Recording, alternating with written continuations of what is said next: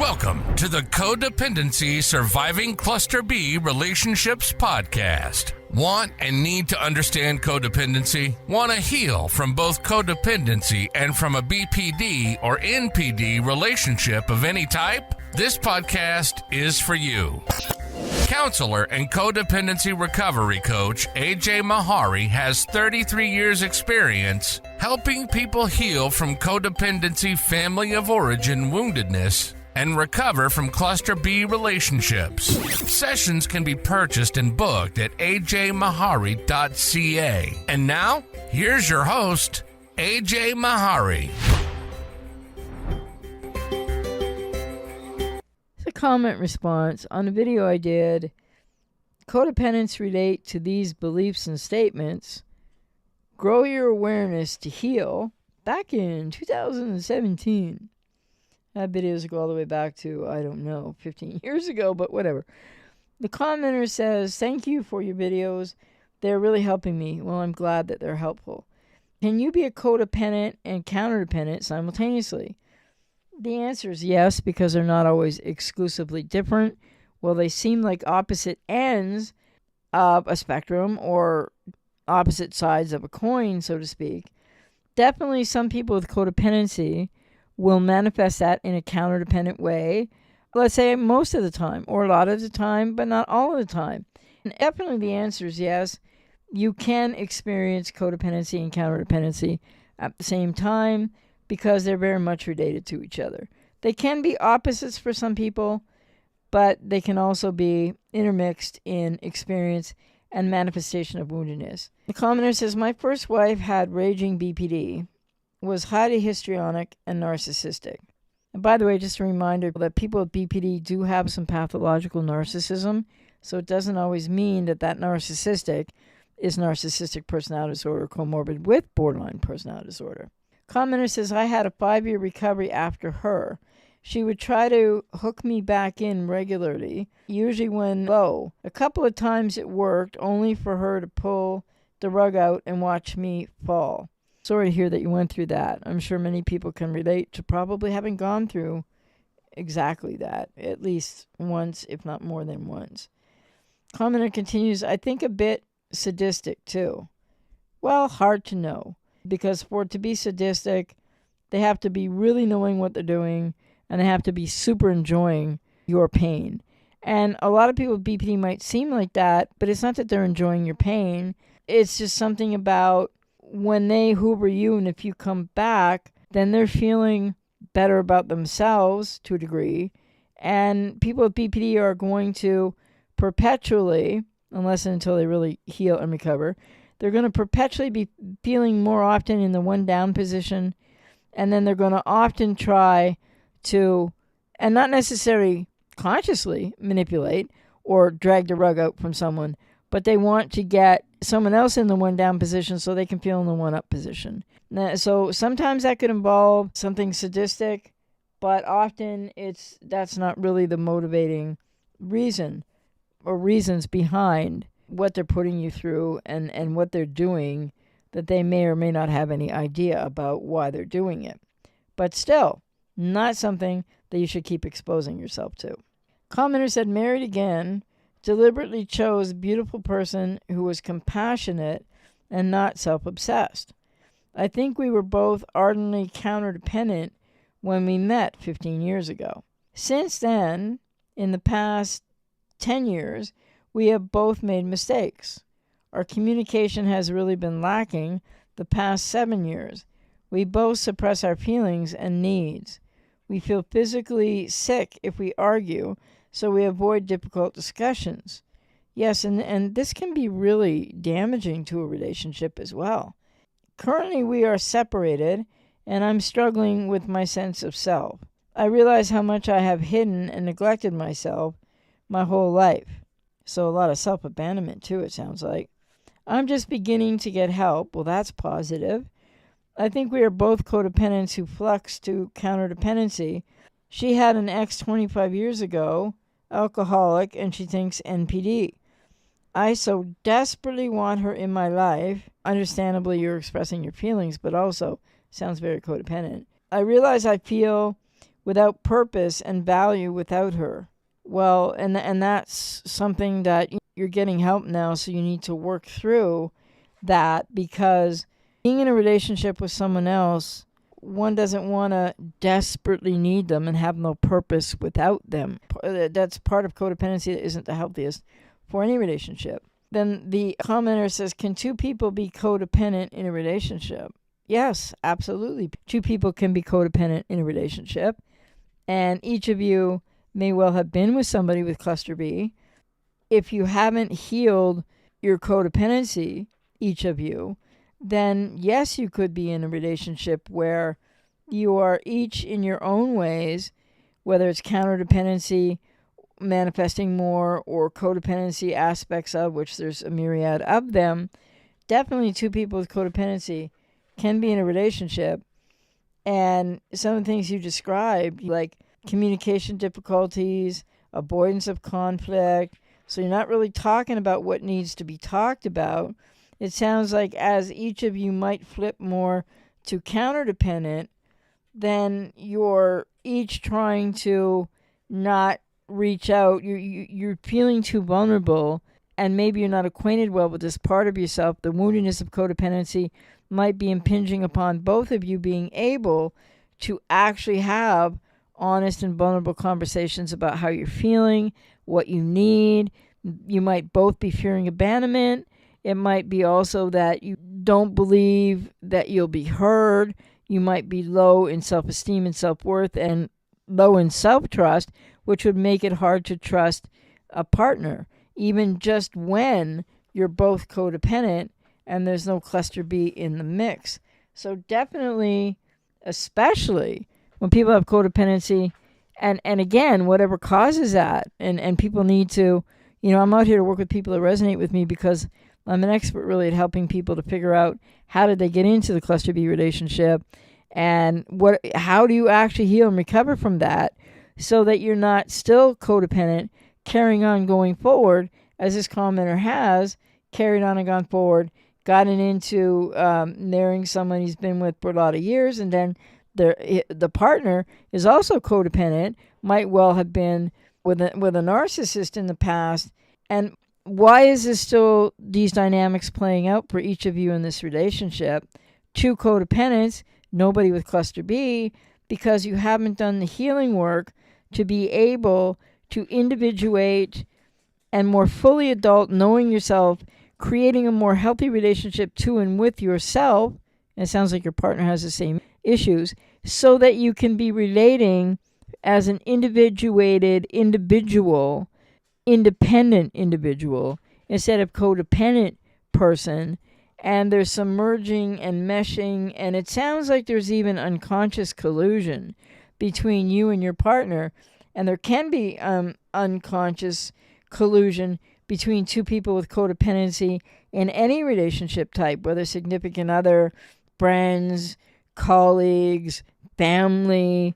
And that's kind of like that collusion is unconscious, and it's an unwritten contract of repetition, compulsion, cycles of the way that you will or won't communicate, the way that you will avoid conflict in this case, and maybe your partner as well, and how certain conversations or even some conflict that needs to happen that would be healthy can happen, because there's really this unconscious collusion. And more to the point, what's happening with two codependents in a relationship with this going on, and the dynamic that the commenter has explained, is that each of you, likely unconsciously to some degree, are acting the way that you might have had to act in your own family of origin, each of your families of origin. So these are the repetition compulsion cycles. And what is it at base that creates, why are you still repeating those patterns? And to find that out, you need to work with somebody to find out, where did those patterns come from in your childhood? What do they mean? And then when people know that, it's about working to heal the woundedness of what caused these patterns in the first place. And for a lot of people with codependency, it's going to have been at least one cluster B parent, but that's not always the case either. But definitely people can, and especially have, a cluster B relationship, like this commenter says, they did and their partner did 25 years ago. But it sounds like they haven't gotten into the right kind of healing and recovery process to actually maybe even to some degree still break trauma bonds that are not only from the partner's ex with NPD, but the person who commented who has an ex BPD. Well, then there's still something in the mix there of, like I said, repeating patterns that go back to childhood. And if each of you, and you need to do this independently, right? You could, if the relationship is, well, you said you're separated right now. So you need to do it independently in your own therapy, though, not couples therapy. Each person in their own therapy to heal and recover from codependency. And what you need to do there, and I'm, an expert at this, I'm out here if I resonate with you, I help people to figure out how did they get with a cluster B. Have they, in fact, if they're in another relationship now like this person, where both are codependent, it sounds like, then I would be asking and helping people figure out what happened in childhood. How did you get with the cluster B? Did you work that part through or not? And they probably, the commenter and the partner that right now they're separated, they probably didn't work that through. And probably their partner with the ex-NPD didn't work that through at that point either. And that's not to say that that's horrible, but what it does is it continues these repetition compulsion cycles in people with codependency to where it definitely can affect the next relationship. So if the next relationship isn't with another cluster B, which often that happens to people with codependency, then it could be with another person who's a codependent, or it could even be with a healthier person, but you don't know how to navigate a healthier way of relating until you do the work in therapy to heal and understand the wounded inner child and what happened in the family of origin and what created your codependency and then what led you to a BPD, but not this time. So yeah, there can be two people with codependency in a relationship, and especially interesting that, as this commenter describes, they each had previous cluster B relationships. And then it's a matter of not getting into therapy to do that healing work to where they could have each worked through their codependency. But I guess the hope is now this person is starting to get help, and hopefully the partner will too, and they're separated. But it's going to take a lot of hard work on each of their parts. And if only one of you is going to therapy, if only the commenter is going to therapy, that's a big red flag as well. Because it's not just like if one or the other of you figures out more of this and gets healthier, then it's going to work. Because healthier people don't usually want to relate in a codependent. It's kind of a toxic relationship, but not to the same degree as being with a cluster B. But again, definitely there can be two people with codependency that can manifest largely as counterdependency. And just think about the attachment style, what's playing out there. And it's not a secure attachment style, that's for sure. And all the work that each needs to do to heal the codependency, to be healthier individuals, to be able to bring a healthier dynamic, each of them as codependents, to the relationship. And so this relationship may or may not work out because it's really going to take two people creating change for themselves to come back together and have the ability, then couples counseling perhaps, to go forward learning more about how to communicate in healthier ways and how each of them needs to build up their self-esteem, their self-worth, their self-trust, their self-respect.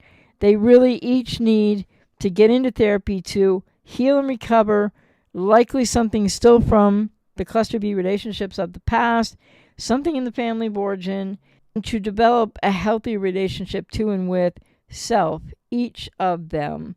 Or this relationship will unfortunately not be able to be saved or changed enough to make it healthy.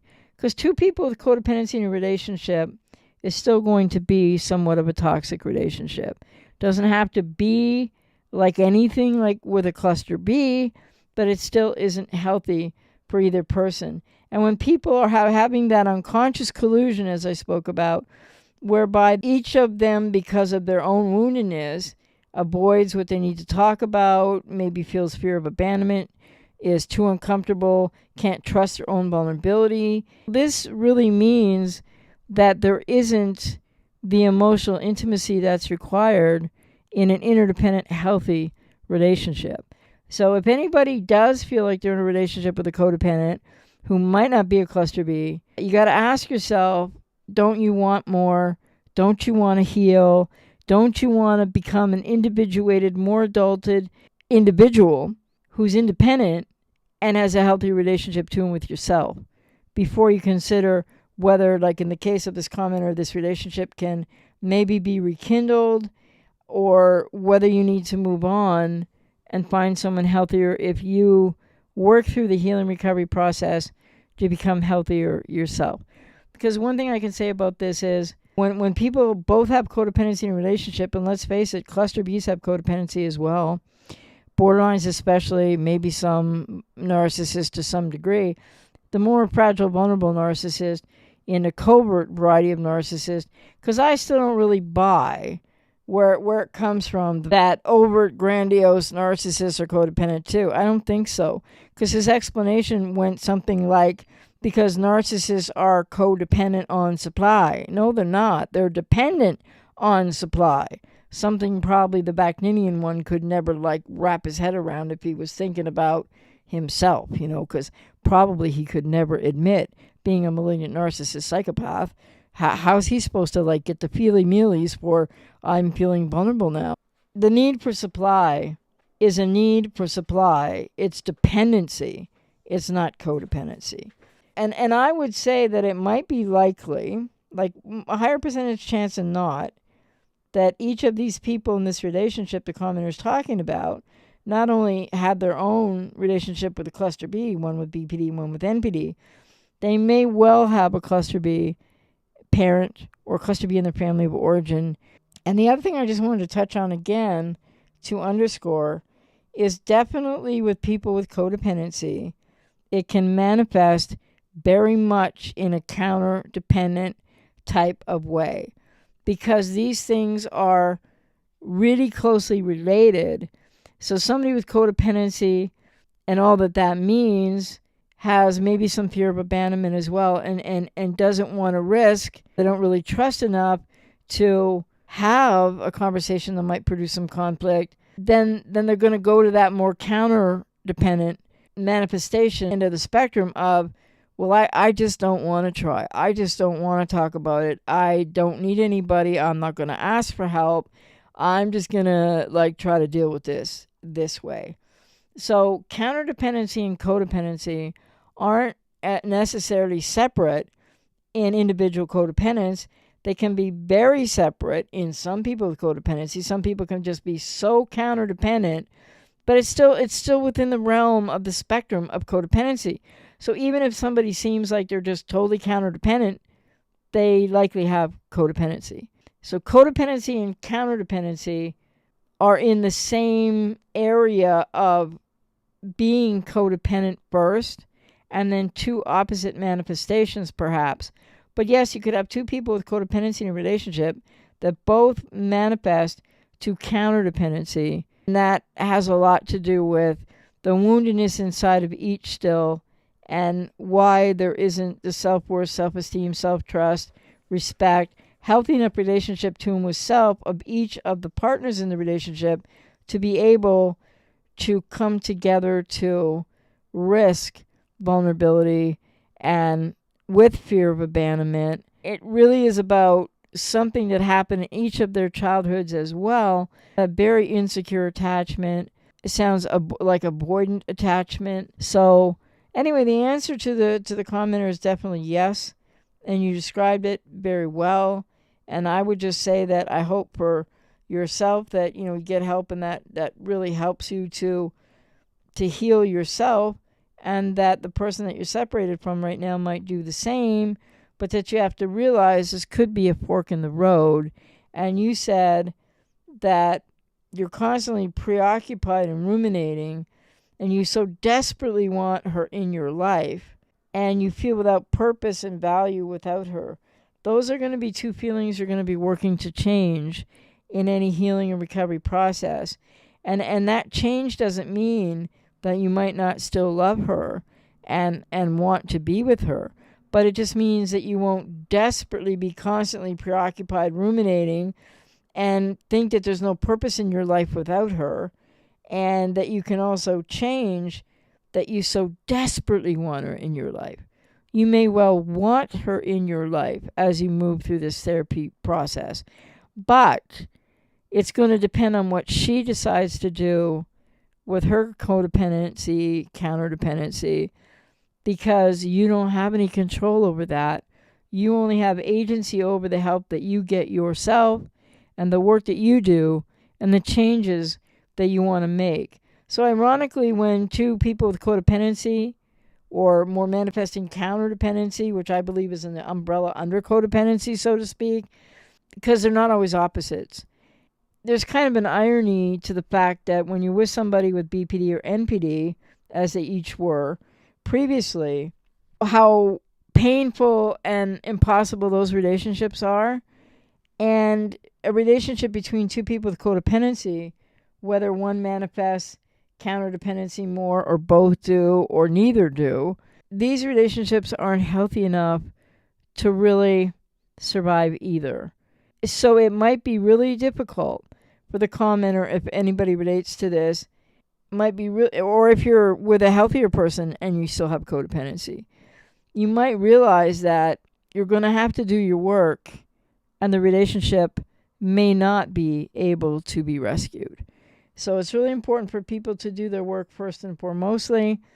And two people that are in a relationship with codependency, whether that is by one or both, like I said, manifested more as counterdependency or not, these relationships are toxic because they're still going to, in different ways, trigger the same avoidant patterns, the same like unconscious collusion, and the repetition compulsions in codependency that can manifest as counterdependency.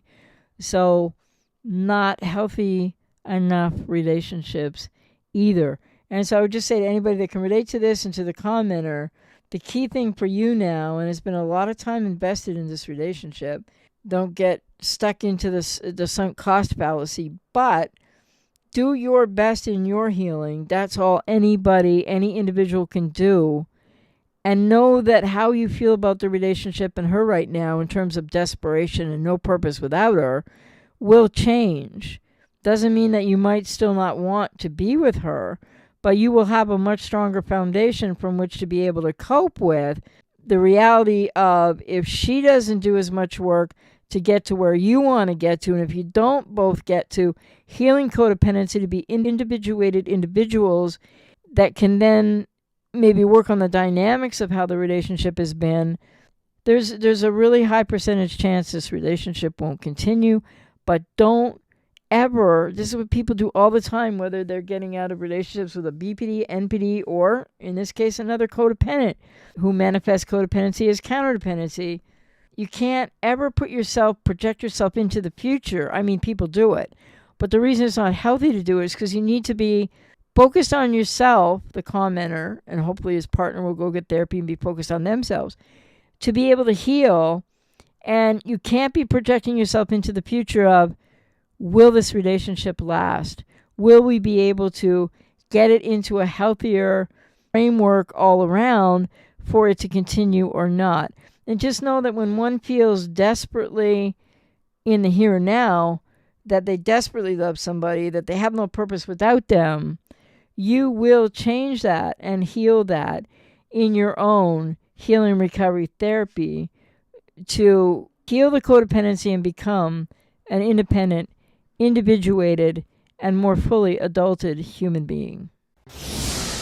You've been listening to the Codependency Surviving Cluster B Relationships podcast with your host, AJ Mahari. AJ hopes her information is helpful. And if you resonate with and want to work with AJ, please go to ajmahari.ca to purchase and book a session or sessions. Thanks for listening, and catch you next time.